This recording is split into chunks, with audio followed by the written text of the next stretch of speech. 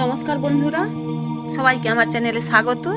আমি আজকে একটি কবিতা বলবো, মেদিনীপুরের আঞ্চলিক ভাষার কবিতা।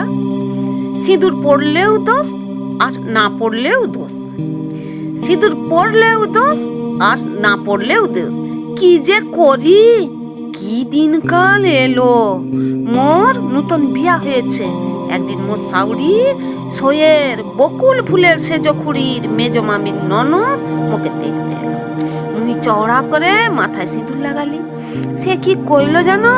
মোর শাউরিকে কইল, খুড়ি তোমাকর বউ নাটক জানে গো, নাটক মানতে হবে। বিয়ার লগে লগে গোটা মাথায় সিঁদুর মেখেছে।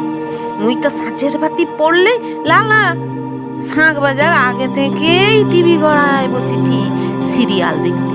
কি সুন্দর কি সুন্দর সিরিয়ালের মেয়াগুলো লাচেঠে, মনকার মন পড়ে থাকে সেখানে।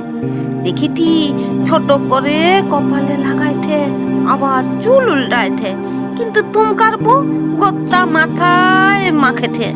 কি নাটক কি নাটক! সিঁদুর পড়লেও দোষ আর না পড়লেও দোষ।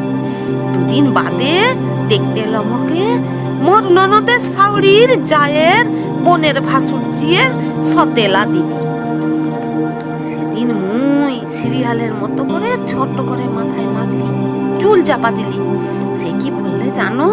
বললে, মাসি তোর বউয়ের তো একেবারে সিরিয়ালের নায়িকা বানিয়েছে, সীতা যেন পিমড়া চড়ে গেছে। তুমকার বউকে কি আর বলবো, মুনকার ছেড়েও একই রকম সিঁদুর মাখাইঠে, বিহার চিহ্ন রাখতে খুঁজে ঠিনিকো। কি দিন কাল এলো, কি দিন কাল এলো।